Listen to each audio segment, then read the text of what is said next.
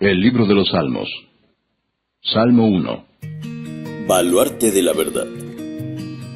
Un ministerio sin ánimo de lucro para difundir la sana doctrina, según nos ha llegado por la revelación de Dios, que nos fue dada a través de los santos profetas y apóstoles del Señor Jesucristo, contenida en los 66 libros de la Biblia, que conforman las Santas Escrituras, las cuales son la única, toda suficiente, segura e infalible regla del conocimiento, fe y obediencia salvadoras.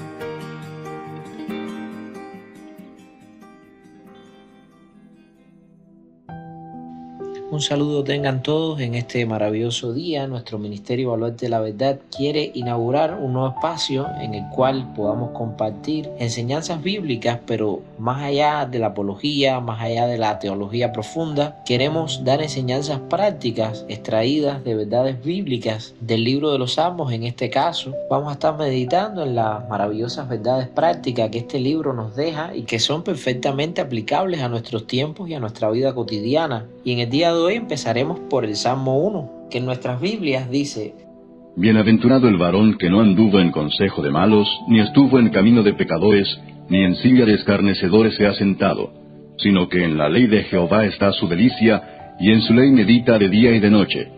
Será como árbol plantado junto a corrientes de aguas, que da su fruto en su tiempo, y su hoja no cae, y todo lo que hace prosperará. No así los malos, que son como el tamo que arrebata el viento. Por tanto, no se levantarán los malos en el juicio, ni los pecadores en la congregación de los justos. Porque Jehová conoce el camino de los justos, mas la senda de los malos perecerá. Lo primero que pudiéramos comentar tocante este salmo es que, en esencia, es un resumen de la vida cristiana. Nuestra verdadera felicidad se encuentra estrechamente ligada a la obediencia y el amor a la palabra de Dios, a la Biblia. En el caso del pueblo judío, que eran los destinatarios originales que debían leer este salmo, o más bien que cantarían esta canción, porque los salmos eran canciones, verían la ley como una referencia a la Torá de Moisés, es decir, al Pentateuco, a estos primeros 5 libros que encontramos en la Biblia. Ahora, es muy interesante que este Salmo 1 funciona como la puerta al libro de los Salmos, siendo el primero funciona como un prólogo, como un resumen de lo que veremos a través de todo el libro de los Salmos. Algo que me resulta sumamente edificante es como una mera lectura superficial ya es suficiente para entender la esencia del Salmo. El hombre justo es aquel que ama la palabra de Dios, mas el impío es aquel que se aparta y la aborrece.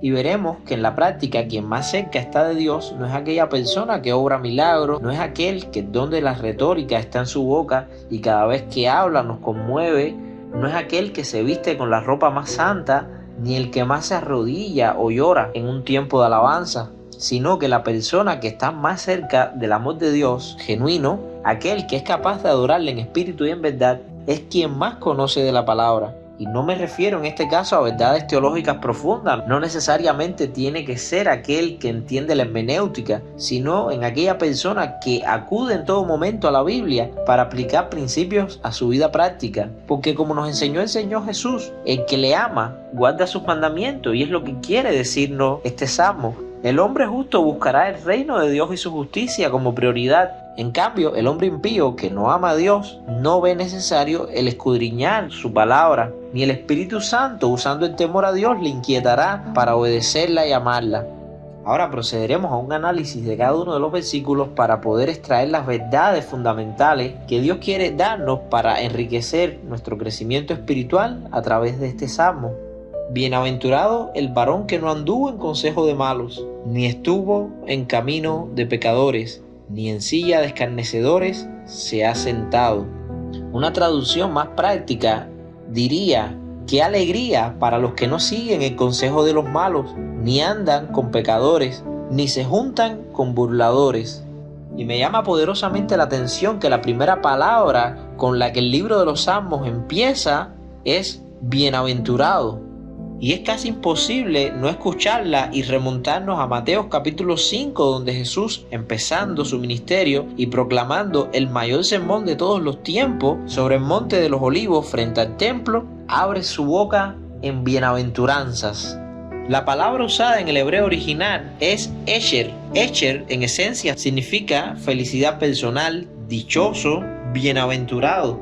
Una curiosidad es que los judíos en el tiempo intertestamentario decidieron llevar sus escritos, el Tanaj, del hebreo a la lengua predominante en su época, que era el griego koiné, en la famosa versión de los 70. En la versión griega, esta palabra bienaventurados, Esher en hebreo, viene a ser traducida al griego por Macarios, y Macarios significa básicamente lo mismo, aunque por las riquezas lingüísticas del idioma griego adquiere connotaciones aún más profundas. Por ejemplo, no solo significa sumamente feliz, bienaventurado también se traduce como supremamente bendecido, afortunado, dichoso y aún glorioso. Y es exactamente la palabra que usa Cristo en Mateo 5:2 cuando dice que abriendo su boca les enseñaba diciendo: bienaventurados los pobres en espíritu, porque de ellos es el reino de los cielos. Y como veremos, la palabra de Dios es inmutable. Es a la misma conclusión a la que llegaría el salmista aproximadamente 1000 años antes de Cristo, que a la que predicara Jesús a los judíos del año 28 en el Monte de los Olivos. Pero ¿quién es el bienaventurado? El bienaventurado es aquel varón que no escuchó el consejo de los impíos.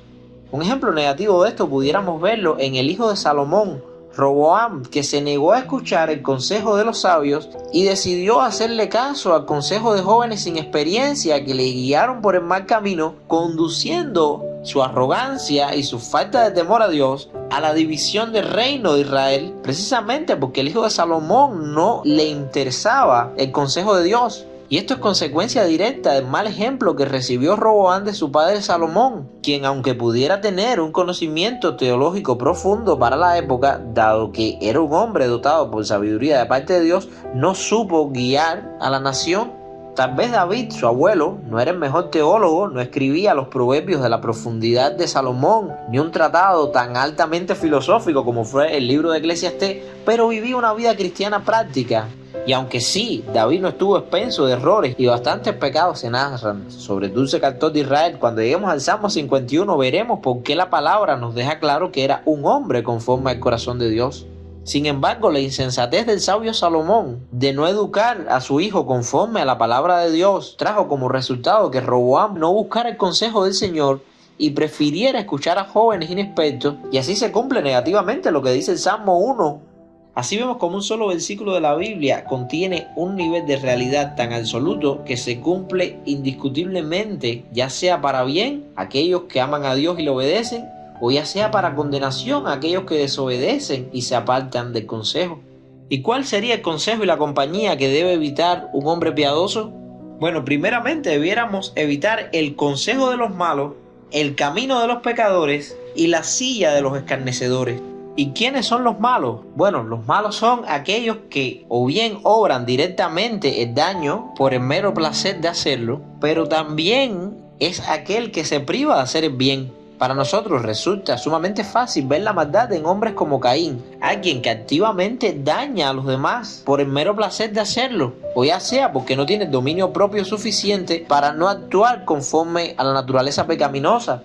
Y sí, claro, nos resulta casi instintivo reconocer a hombres como Hitler, Stalin, Mao, o el mismo caso de Judas Iscariote, quien fue capaz de materializar la traición más grande de la historia. Y es muy difícil que alguien niegue que estos nombres pertenezcan a personas que en efecto ejercían la maldad.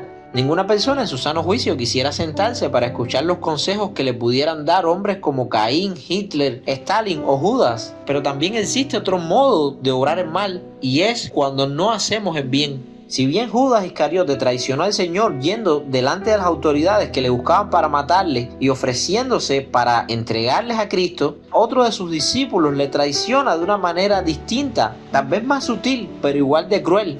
Pedro no entregó a Jesús al Sanedrín para que fuese crucificado, sin embargo le negó. Claramente existió una diferencia entre Pedro y Judas. Mientras que en Judas moraba Satanás, en Pedro moraba el Espíritu de Dios. Pero viéndolo desde el punto de vista de la maldad, ambos traicionaron al Señor, uno por comisión y otro por omisión. Uno porque activamente lo entregó para que fuese crucificado, y el otro por negar a su maestro en el momento en que más necesitaba el apoyo de sus discípulos. Así que tenemos que tener cuidado, como bien nos advierte el apóstol Pablo. La maldad muchas veces es capaz de disfrazarse, y no es de extrañarse, porque conocemos la verdad de aquellos que odian el evangelio, personas que llevan dentro la semilla de Caín. Sin embargo, hay otros que ejercen un tipo de maldad más peligrosa, porque es engañosa. En 2 Corintios capítulo 11, verso 13, el apóstol Pablo llega a decir: porque estos son falsos apóstoles, obreros fraudulentos, que se disfrazan como apóstoles de Cristo, y no es maravilla, porque el mismo Satanás se disfraza como ángel de luz. Así que no es extraño si también sus ministros se disfrazan como ministros de justicia. Pudiéramos resumir que como cristianos tenemos que cuidarnos de los consejos de aquellas personas malas, aquellos que son enemigos de la cruz de Cristo, las personas que abiertamente odian el evangelio. Pero estos no son los más peligrosos. Los consejos más dañinos para el cristiano provienen de falsos hermanos. Me refiero a ministros de Satanás que se disfrazan como ministros de justicia. La gran bendición es que el Señor no nos ha dejado a merced de estos engañadores, pues nos ha dado el discernimiento espiritual como poderosa arma para identificarlos. El Señor Jesús en Mateo 24:24 nos advierte, pues dichos falsos profetas harán grandes señales y prodigios de tal manera que engañarán, si fuese posible, aún a los escogidos. Y ahora pudiéramos preguntarnos, ¿por qué dice si fuese posible? Bueno, porque no les va a ser posible engañar a los escogidos. ¿Quiénes son estos escogidos? Bueno, en las epístolas de Juan, él identifica a la iglesia como la señora escogida. Es decir, los escogidos son aquellos que forman parte de la Iglesia Universal de Jesucristo, los que tienen comunión con su palabra, los que son bienaventurados porque aman su ley y tienen el don del Espíritu Santo y disciernen entre lo bueno y lo malo, de tal manera que cuando el engañador viene con su consejo maligno, el Espíritu Santo da testimonio a través del discernimiento en base al conocimiento bíblico que tiene el Hijo de Dios. Porque como dice el Salmo 119, lámpara es a mis pies tu palabra y lumbrera a mi camino. Ya entendiendo cuál es el consejo de los malos, veremos cuál es el camino de los pecadores. Yo, al interpretar este salmo, veo una cadena de acontecimientos. La caída casi siempre comienza con un mal consejo. Luego ese consejo guiará por un mal camino para culminar sentado en la silla de los escarnecedores.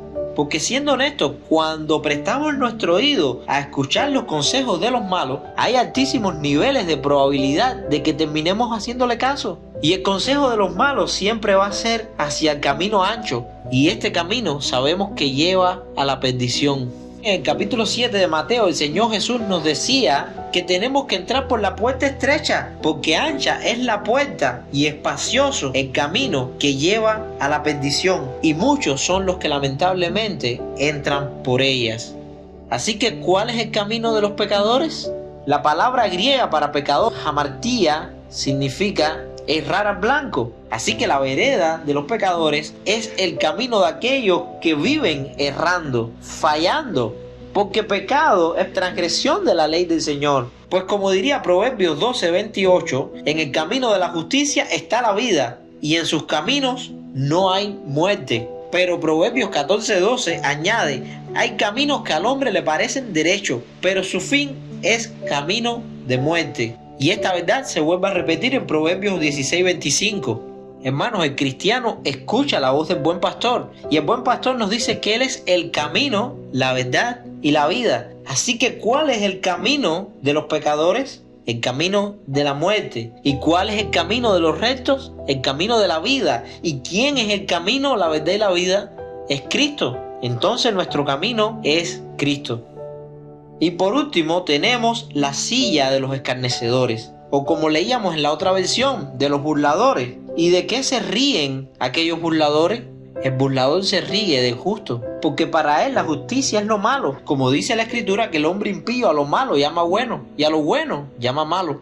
El mismo Proverbio 14:9 dice, los necios se mofan o se burlan del pecado, mas entre los rectos hay buena voluntad. ¿Y cuál es la buena voluntad? Dice también la palabra que la buena voluntad, agradable y perfecta, es precisa y exclusivamente la voluntad de Dios. Así que, hermanos, primeramente como cristianos debemos estar pendientes a no escuchar lo malo, El mundo no es buen consejero. Ni siquiera todos los que están dentro de una iglesia son buenos consejeros. Y vamos a ser felices, vamos a ser bienaventurados cuando desechemos el consejo de los malos y atesoremos el consejo de Dios que está revelado en su palabra. Porque aquellos que escuchan el consejo del malo terminan transitando el camino de los pecadores. Mas nosotros por la senda de justicia iremos. Y aprovecho como exhortación a aquellos que ya escucharon el consejo del malo y lamentablemente ya están caminando por el camino de los pecadores, que como dice Jeremías 6:16, así dijo el Señor: paraos en los caminos y mirad y preguntad por las sendas antiguas cuál sea el buen camino, y andad por él y hallaréis descanso para vuestras almas. No sean como los contemporáneos de Jeremías que dijeron: no andaremos. Pero Jeremías predicaba que había una esperanza. Aún hay esperanza para aquellos que han escuchado el consejo del malo y han transitado el camino de los pecadores. Volveos. La palabra de salvación es arrepentimiento. Arrepentirse significa un giro de 180 grados. Implica negarte a ti mismo, tomar tu cruz y ir en pos de Cristo en arrepentimiento y fe. Porque de lo contrario no quedaría más futuro que terminar en la silla de los burladores. Sabemos que el hombre de Dios, revestido de Cristo y con la armadura del Espíritu, evitará el consejo del malo, el camino del pecador y la silla del escarnecedor. ¿Por qué? Porque en la ley del Señor está su delicia, y en su ley medita de día y de noche. Mis hermanos, sabemos que la persona que es nacida de nuevo y haya placer en la palabra del Señor, no andan, no se detienen, ni se sientan a tener comunión con aquellos que se burlan de todo lo sagrado. Porque aquellos que somos de Cristo tenemos nuestro deleite en la ley del Señor. La palabra que se usa en este segundo versículo para ley es Torah. Torah significa en hebreo lo que nosotros conocemos como Pentateuco o los libros de Moisés: Génesis, Éxodo, Levítico, Número y Deuteronomio. De ahí los antiguos israelitas extraían 613 mishbot o mandamientos, los cuales procurarían guardar.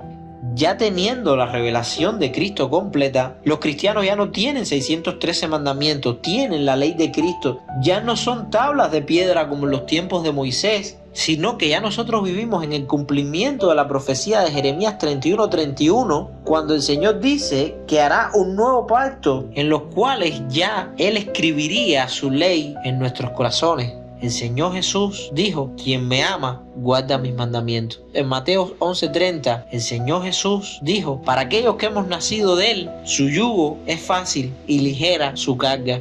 Nosotros no tenemos que, como aquellos fariseos, lidiar con una carga que nos aplasta de una ley que nadie pudo cumplir. Como bien concluyeron los apóstoles judíos en el libro de los Hechos capítulo 15, en el concilio de Jerusalén: no impondrán sobre la iglesia una carga que nadie pudo llevar, solo Cristo. Sin embargo, aquel que llevó la carga por nosotros, la ley perfecta de Dios que nosotros no podíamos cumplir, nos dice que andemos como hijos de luz, guardando por amor sus mandamientos, meditando en la Biblia de día y de noche. Ya la ley para el cristiano trasciende a la Torá judía, aún trasciende lo que ellos llaman el Tanaj o Antiguo Testamento para nosotros.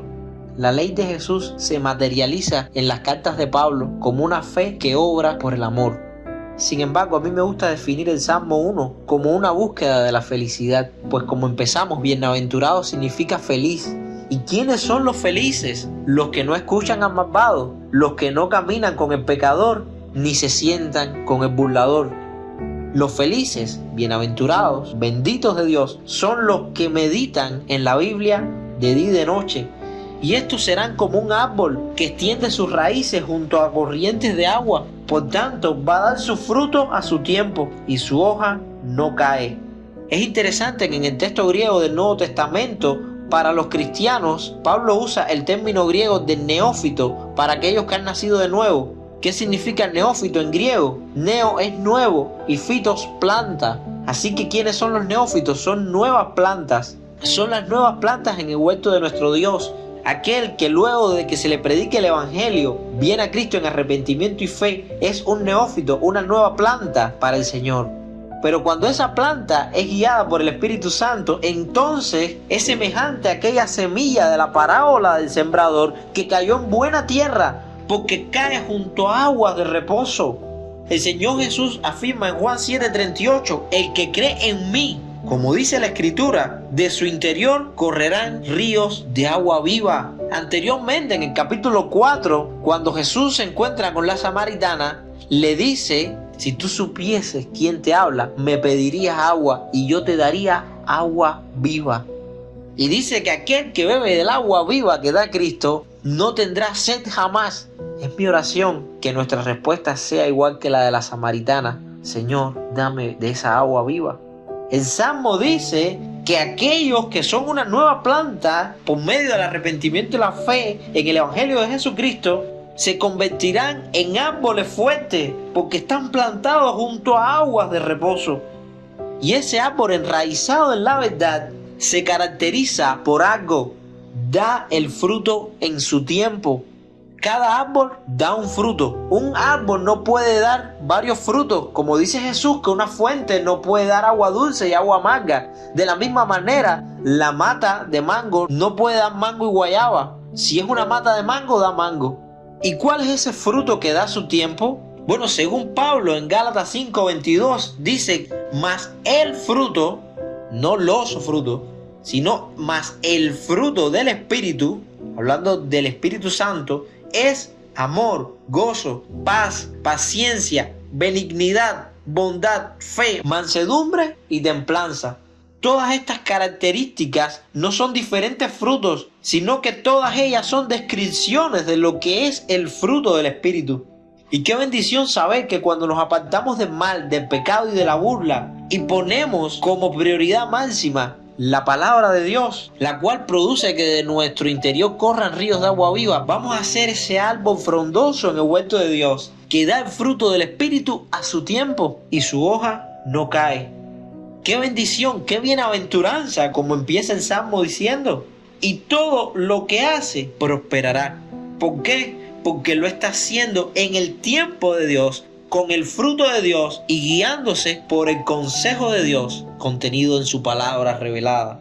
Sin embargo, no así los malos. ¿Por qué? Porque son como el tamo que arrebata el viento. Otra versión dice: no sucede lo mismo con los malos. Son como paja inútil que esparce el viento. Son hojarasca. Y continúa diciendo: serán condenados cuando llegue el juicio. Los pecadores no tendrán lugar entre los justos. Porque el Señor es quien cuida el sendero de los justos, mas el camino de los malos lleva a la destrucción y a la muerte. Cuando el salmista usa la ilustración del tamo que arrebata el viento, se remite a lo que ocurría después de la cosecha de trigo, porque el trigo era sacudido y lo lanzaban al aire con palas, y los granos que caían fuera, que eran los malos, los que no servían para alimentar, se apilaban en un montón, porque las cáscaras eran llevadas por el viento porque no pesaban. Y ese es el símbolo usado en esta ilustración para los malos. ¿Y cómo leyendo esto no pensar en la parábola del trigo y la cizaña? Sabemos cuál es el futuro del trigo, ser guardado en el granero del Señor.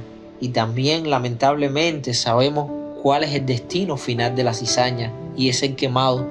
En estos últimos tiempos siempre es muy útil recordar esta realidad. Preguntarnos si hoy soy trigo, como aconsejaba el apóstol Pablo en 2 Corintios 13:5. Examinaos a vosotros mismos si estáis en la fe, probaos a vosotros mismos. ¿O no os conocéis a vosotros mismos que Jesucristo está en vosotros, a menos que estéis reprobados? Hermanos, examinémonos diariamente. Es un llamado a examinarnos diariamente si estamos en la fe de Cristo, si estamos perseverando en la gracia, pues el llamado es cada mañana a tomar nuestra cruz, seguir a Cristo, pues en Él está la vida. Solo Él es nuestro Redentor, Él es nuestro camino verdadero y viviente. Los malos serán esparcidos por el viento, pues sus obras, aunque se puedan esconder de los hombres, no se escapan de la justicia de Dios. Anteriormente ponía como ejemplo de los impíos a hombres como Caín, Hitler, Stalin y Judas Iscariote, hombres que aparentemente se salieron con la suya. El primero, después de haber asesinado a su hermano, se marcha y pensó Caín por algún momento que todo pasaría impune, pues como dice Romanos 6:23, la paga del pecado es muerte. Y Caín, cuando tiene que ir delante de Dios, no está preocupado porque mató a Abel, sino por las consecuencias de su pecado. Al hombre malo no le importa el daño que hace, A él lo que no le gusta es lidiar con las consecuencias de la maldad de lo que hizo. Y él pide a Dios que no lo maten. Y Dios le pone una señal. Y él pensó que había librado del castigo. Pero al final es como el tamo que arrebata el viento. Siguió de mal en peor. Y si no murió en el diluvio, igual la justicia de Dios le alcanzaría. Hitler, luego de verse perdido antes de enfrentar la justicia de los hombres, se suicidó en su búnker, pensando que escapando de la justicia de los hombres estaría bien. Cuán horroroso debió ser cerrar los ojos en ese búnker, pensando que escapaba de la justicia soviética y encararse con un Dios airado que le iba a demandar la sangre de 6 millones de judíos y de casi 50 millones de personas que murieron en una guerra causada por su maldad. ¿O qué tal Stalin, que se obstinó tanto en poner en práctica las ideas de hombres tan depravados como Lenin, aborrecedores de Dios, que mató a millones de rusos de hambre? Y Stalin fallece de muerte natural. Parece que aquel que condenaba en campos de trabajo forzado a los cristianos se había escapado impune de esta tierra. Cuán triste debió ser cerrar los ojos a este mundo y abrirlos delante de un Dios airado. O Judas, quien también, a la usanza de Hitler, se suicidó, pues tampoco se salvará de las consecuencias de lo que sembró. Porque así como diría el Señor Jesús en Mateo 7:17, así todo buen árbol da buen fruto, pero el árbol malo da frutos malos. No puede un buen árbol dar mal fruto, ni un árbol malo dar buenos frutos. Así que, hermanos, por sus frutos los conoceremos, y también por nuestros frutos seremos conocidos delante de Dios. Sigue el salmista diciendo: por tanto, no se levantarán los malos en el juicio. No tendrán qué decir, no tendrán cómo contraargumentar. Cuando el Señor ponga delante de Caín sus hechos, cuando ponga la balanza de su justicia santa delante de Hitler, delante de Stalin o delante de Judas, no tendrán objeción, no podrán levantarse. Sabrán que son culpables y que en la justicia de Dios les depara lo que sembraron. Todo lo que el hombre siembre, eso recogerá. Por eso no se levantarán los malos en el juicio, ni los pecadores en la congregación de los justos. Nuevamente vuelve a lo que decía en el versículo 1, la figura del malo y del pecador, pero el Señor conoce el camino de los justos. Y esto el salmista lo dice por algo. Como dice el texto bíblico, hay quienes por causa de su maldad alargan sus días y hay quienes por su justicia mueren prematuros. Este último fue el caso de Abel, quien por causa de su justicia fue el primer mártir de Cristo.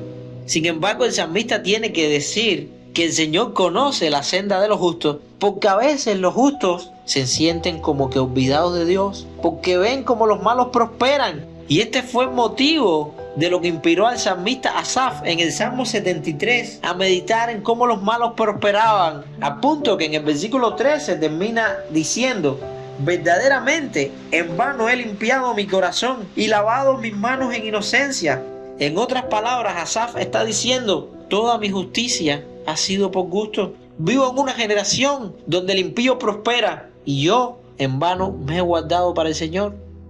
Asaf se sentía que nadie veía su justicia, que el Señor no apreciaba su sacrificio.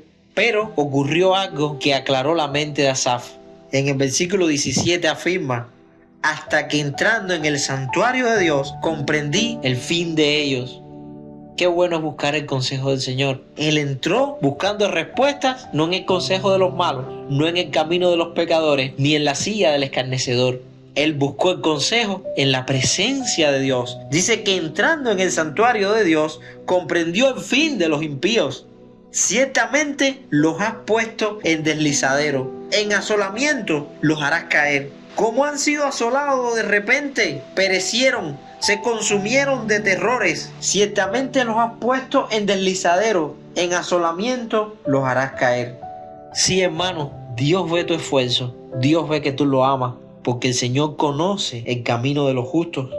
Sin embargo, es mejor sufrir como Moisés, que prefirió los vituperios de Cristo, que ser llamado hijo de la hija de Faraón. Prefirió los sufrimientos con el pueblo de Dios que las riquezas de maldad de los egipcios. ¿Por qué? Me atrevería a decir que fue porque comprendió que la senda de los malos perecerá. Y hasta aquí esta exposición práctica del Salmo 1 que nuestro Ministerio Baluarte de la Verdad pone a su disposición con el único fin de edificar a la Iglesia Universal de nuestro Señor Jesucristo. Sin más, yo soy William Reiner y espero seguir compartiendo estas breves predicaciones expositivas del libro de los Salmos con usted, con un enfoque práctico, bíblico y cristocéntrico. Dios les bendiga.